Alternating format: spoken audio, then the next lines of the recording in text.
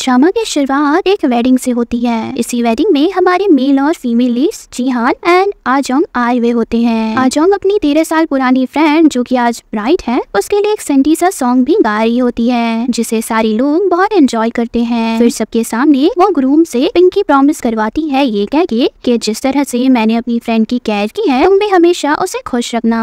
आजोंग उसकी photos videos भी लेती है। ये नजारा देख के लगता है कि सच में फ्रेंड हो तो आजोंग जैसी। बट गाइस अभी अभी जो कुछ भी हुआ वो बस एक्टिंग थी। दरअसल आजोंग यहाँ ब्राइड के कहने पे आई होती है। ब्राइड ने उसे बेस्ट फ्रेंड होने की एक्टिंग करने को कहा है ताकि लोगों को भी लगे कि उसकी कोई बहुत अच्छी फ्रेंड है जो उसे जान से भी ज्यादा प्यार करती है। इसके लिए वो आजोंग को पे भी करती है। वो आजोंग की एक्टिंग की तारीफ करती है ये बोल के कि तुम्हारी एक्टिंग बहुत ही रियलिस्टिक थी, लग ही नहीं रहा था कि तुम एक्टिंग कर रही हो। वैसे गाइस आजोंग प्रोफेशन से भी एक एक्ट्रेस है। दूसरी ओर जिहान ग्रूम का फ्रेंड होता है और वो इससे एक प्रॉपर्टी लेना चाहता है, मगर ग्रूम के फादर जिहान के मोटिव को समझ रहे होते हैं कि ये बंदा मेरे बेटे से और मुझसे प्रॉपर्टी लेना चाहता है। वो कहते हैं कि तुम हमारे फैमिली मेंबर भी नहीं हो तो इतना क्लोज बिहेव मत करो। ये सुन के ग्रूम को गुस्सा आ जाता है। वो कहता है कि पापा भूल गए कि जिहान ने हमारी कितनी हेल्प की है और अगर आप इससे प्रॉपर्टी नहीं देंगे तो मैं आपसे बात नहीं करूंगा। ये सब देखकर जिहान को काफी मजा आ रहा होता है। बेटे के सामने फादर हार जाते हैं और वो प्रॉपर्टी जिहान को दे देते हैं। जिहान तो काफी खुश है। इतना कि सामने से आ रही आजोंग से वो टकरा जाता है और दोनों के डॉक्यूमेंट्स गिर जाते हैं। आजोंग देखती है कि उसका एक पेपर जिहान के पाँव के नीचे है जिसे लेने के लिए वो जिहान को धक्का देती है। जिहान कहता है कि तुमने मुझे धक्का दिया है तो तुम्हें माफी मांगनी चाहिए। वो कहती है तुम्हें माफी मांगनी चाहिए क्योंकि तुम्हारी वजह से मेरी डॉक्यूमेंट्स नीचे गिरी है। आजोंग बदला लेने के लिए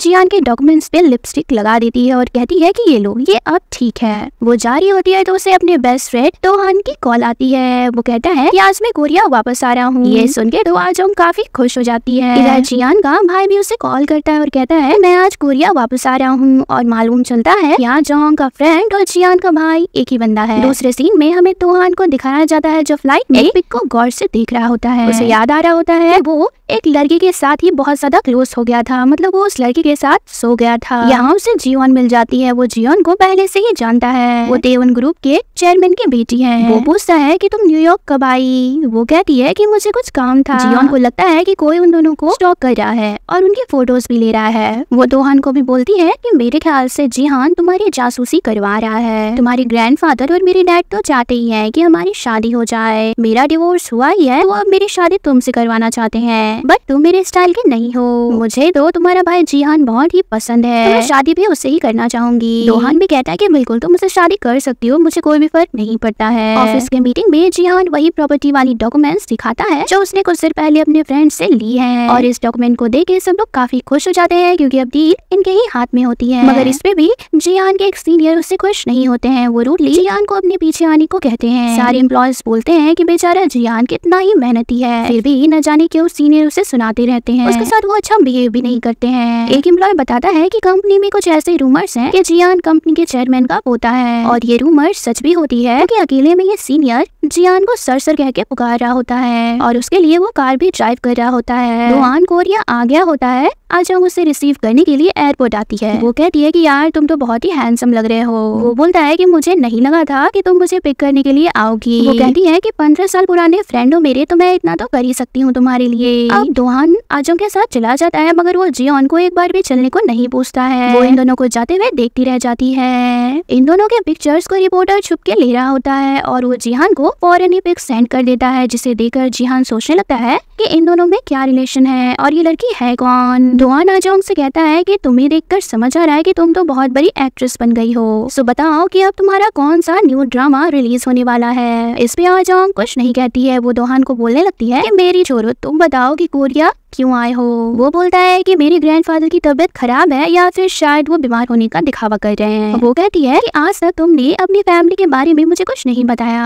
ये सुन के भी तोहान कुछ नहीं बोलता है। अब ग्रैंडफादर को दिखाया जाता है। उनके सामने मिनू जो कि इस घर का दामाद है घुटने पे बैठ के माफी मांग रहा होता है क्योंकि उसने ऑफिस के काम में कुछ बहुत बड़ी गड़बड़ी कर दी है। इसकी वाइफ सेजिन भी दादाजी से पूरी तरह से रिक्वेस्ट कर रही होती है कि प्लीज मेरे हस्बैंड को माफ कर दीजिए, उसने ये जानबूझ करके नहीं किया है। इतने में जिहान पहुंचता है और लेट आने के लिए वो ग्रैंडपा से सॉरी कहता है। आजोंग तोहान को घर के पास छोड़ देती है। वो कहता है कि हमें नूडल्स और कॉफी पीने चलना चाहिए। वो कहती है कि हाँ फिर कभी चलेंगे, मुझे अभी काम है तो मुझे जाना होगा।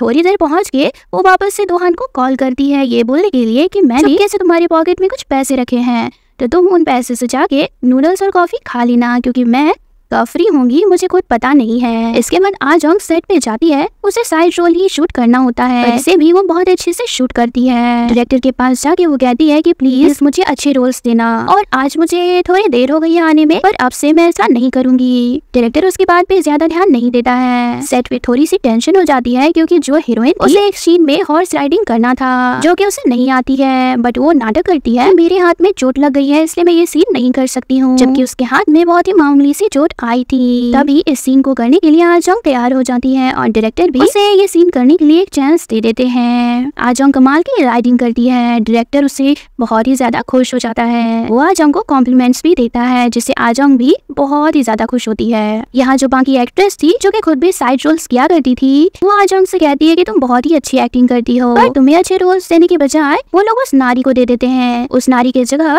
तुम्हें हॉर्स राइडिंग करवा रहे हैं वो लोग। इस पे आजोंग नॉर्मली कहती है कि कोई बात नहीं, मुझे इससे कोई भी फर्क नहीं पड़ता है। वो कार की वापस कर दी है, मतलब आज जिस कार को वो दोहान को पिक करने के लिए ले गई थी वो उसकी खुद की कार नहीं थी। फ्रेंड को वो कहती है मैंने कार को बहुत ही अच्छे से ड्राइव किया है तो तुम डरो मत कि इससे कुछ भी हुआ होगा। उसके फ्रेंड बोलती है कि तुम्हारे लिए बहुत ही टफ होता होगा ना अपने फ्रेंड्स के सामने ये दिखाना कि तुम्हें कोई कमी नहीं है, तुम्हारी लाइफ बिल्कुल ही अच्छी चल रही है। आजोंग बोलती है कि रियलिटी बताना मैं नहीं चाहती हूँ, दोहान को देख के मुझे दिखावा करना अच्छा लगता है। फ्रेंड बोलती है कि तुम जैसी हो वैसी ही रहो, दिखावा करना ठीक नहीं होता है। वो कहती है कि दोहान बहुत ही लग्जूरियस लाइफ जीता है और मेरी रियलिटी उसे मालूम चली तो मुझे एम्बैरेस फील होगी। वैसे भी 1 मंथ के बाद वो वापस न्यूयॉर्क चला जाएगा, फिर मुझे दिखावा नहीं करना पड़ेगा। इतने में नारी आती है और कहती है कि उन्हें थैंक यू आज के लिए, तुमने मेरी जगह आज हॉर्स राइडिंग किया है जबकि तुम्हारा फेस भी सीन में नहीं दिखाया गया, फिर भी तुम एडजस्ट कर रही हो। तुम्हारी तरह अगर मैंने स्कूल में हॉर्स राइडिंग क्लब को ज्वाइन कर लिया होता तो मुझे भी आज हॉर्स राइडिंग आती। आजोंग बोलती है कि तुमने नहीं भी किया तो क्या फर्क पड़ता है, तुम्हें फिर भी अच्छे रोल्स मिल ही रहे हैं। नारी कहती है कि तुम्हें भी तो साइड रोल्स मिल ही जाता है ना, और क्यों ना हम लोग साथ में डिनर करें, तुम लोग मेरे मैनेजर से मेरा शेड्यूल पूछ लो, जब मैं फ्री रहूंगी तो हम डिनर पे जाएंगे। दोहान घर पहुँच के ग्रैंडफादर से उनकी तबीयत कभी नहीं पूछता है, वो बस बैठा होता है। ग्रैंडपा अब सबको अपनी एक कंडीशन बताते हैं कि मैं कंपनी की रेस्पॉन्सिबिलिटी दोहान को सौंपना चाहता हूँ, लेकिन इसके लिए दोहान को तेवन ग्रुप की बेटी से शादी करनी पड़ेगी, मतलब जियोन से। इसके बाद मैं सब कुछ उसी के नाम कर दूंगा, इससे हमारी कंपनी को बहुत ही प्रॉफिट होगा। इस डिसीजन पे सब लोग शॉक्ड हो जाते हैं। डॉटर इन लॉ कहता है कि आप ये ठीक नहीं कर रहे हैं, तो ग्रैंडफादर कहते हैं कि तुम तो कुछ बोलो ही मत, तुम तीनों के तीनों नालायक हो, तुम लोगों की इतनी गलतियों के बाद तुम पे ट्रस्ट नहीं कर सकता हूँ। जियोन ये सुन करके, मतलब ग्रैंडफादर के डिसीजन को सुन करके बहुत ही ज्यादा खुश होता है, क्योंकि वो यही चाहता था कि कंपनी किसी और के हाथ में नहीं जाए, उसे दोहान ही संभाले। पर दोहान इस डिसीजन पे खुश नहीं होता क्योंकि उसे जीवन से शादी वादी नहीं करनी थी। वो बोलता है कि मेरी और जीवन की बात पहले ही हो चुकी है, हम दोनों ही शादी करना नहीं चाहते हैं। इस पे ग्रैंडफादर उसे काफी डांटने लगते हैं। वो बोलते हैं अगर तुम ऐसा नहीं करोगे तो फिर कंपनी को भूल जाओ। जियान भी सोचता है कि दोहान को क्या हो गया है, ये इतने अच्छे मौके को क्यों खोना चाह रहा है। वो अकेले में दोहान को समझाता भी है कि ऐसा मत करो, कंपनी के लिए हमने बहुत ही मेहनत किया है तो तुम उसे दूसरे के हाथ में मत जाने दो। मैं कंपनी में एक एम्प्लॉय बन के रहता हूँ ताकि वहाँ की सारी चीजें मुझे हमेशा मालूम रहे। दोहान कहता है कि मुझे ना ही कंपनी चाहिए और ना ही मुझे जियोन से शादी करनी है। ग्रैंडफादर को मेरी जगह तुम्हें कंपनी दे देना चाहिए, आखिर तुम भी तो इस घर के छोटे बेटे हो। इस बात पे जियोन थोड़ा तो सोचता है मगर फिर वो इस बात को इग्नोर कर देता है। वो वापस से दोहान को कन्वेंस करने में लग जाता है। लाख बोलने पे, समझाने में भी दोहान नहीं मानता है। तब वो आज के पे दोहान को दिखाता है और बोलता है कि ये तुम्हारी गर्लफ्रेंड है ना, और तुम इसी के लिए शादी नहीं कर रहे हो। दोहान बोलता है कि इसका मतलब मेरे पीछे रिपोर्टर्स तुम ही लगाते रहते हो। वो बोलता है कि मुझे ये इसलिए करना पड़ता है क्योंकि तुम मुझे कुछ भी नहीं बताते हो, यहाँ तक कि तुमने न्यूयॉर्क का एड्रेस भी मुझे नहीं दिया है। मैं तुम पे बहुत ही ट्रस्ट करता हूँ पर तुम मुझ पे नहीं करते हो। दोहान बोलता है कि बिल्कुल तुम ठीक समझ रहे हो, यही लड़की मेरी गर्लफ्रेंड है, तो अब से तुम मुझे शादी के लिए फोर्स मत करना। आजियों के पेरेंट्स फैमिली डिनर पे आए हुए होते हैं। यहाँ पे रिलेटिव्स बार बार आजियों के बारे में पूछ रहे होते हैं कि वो कहाँ है, वो दिखाई नहीं पड़ती है, उसे एटलीस्ट फैमिली डिनर पे तो आना ही चाहिए। असल में ये रिलेटिव्स उसकी शादी करवाना चाहते हैं, जैसे कि हर फैमिली में हमारे रिलेटिव्स यही चाहते हैं। ये लोग अपनी बकवास स्टार्ट करते हुए बोलते हैं कि वो बहुत ही बड़ी हो गई है, उसे एक्टिंग में कुछ खास सक्सेस नहीं मिल पाई है, इससे पहले कि वो बुरी हो जाए उसकी शादी करवा देनी चाहिए। मॉम डैड का मूड इनकी बातों से बहुत ही बिगड़ जाता है। वो भी घर जाकर आजियोंग को ब्लाइंड डेट वगैरह पे जाने के लिए बोलते हैं। उनकी बातों को सुन के आजियोंग गुस्सा जाती है और वो यहाँ से चली जाती है। फ्लैशबैक का एक सीन दिखाया जाता है जब आजियोंग एंड दोहान क्लासमेट्स थे। स्कूल में एक बार सबको मालूम चल गया होता है कि दोहान गे है। क्लास की सारी गर्ल्स उसका खूब मजाक बना रही थी। तब आजियोंग को अच्छा नहीं लगता है और वो उन लड़कियों से बहुत ही फाइट करती है। दोहान को बचाने के लिए वो ये तक कह देती है कि ये मेरा बॉयफ्रेंड है। इसी के बाद से इनके बीच बहुत ही अच्छी फ्रेंडशिप हो जाती है। आजियोंग कॉल करती है और पूछती है कि तुम्हारा छोटा भाई मेरे सेट पे क्यों आया है और वो मुझे क्यों ढूंढ रहा है। दरअसल जिहान चाहता है कि दोहान को उसकी गर्लफ्रेंड छोड़ दे ताकि वो आराम से जीवन से शादी कर ले। दोहान आजियोंग को बोलता है कि मैं तुमसे मिलके तुम्हें सब बताऊंगा, लेकिन फिलहाल के लिए तुम उसके सामने प्रिटेंड करो कि तुम सच में मेरी गर्लफ्रेंड हो। दोहान की बात वो मान लेती है और वो जिहान के पास जाके बैठ जाती है। जिहान को तो बिलीव ही नहीं हो रहा होता दोहान की कोई गर्लफ्रेंड भी है, क्योंकि आज तक उसकी कोई भी गर्लफ्रेंड नहीं रही है। जिहान पूछता है कि तुम मेरे भाई को डेट क्यों कर रही हो। वो बोलती है कि ऑब्वियसली मैं उसे लाइक करती हूँ इसलिए। वो बोलता है कि तुम उसे लाइक करो पर उसकी शादी दूसरी लड़की से होगी। तो वो कहती है कि अच्छा तो वो शादी नहीं करना चाह रहा है इसलिए तुम मेरे पास आए हो ताकि मैं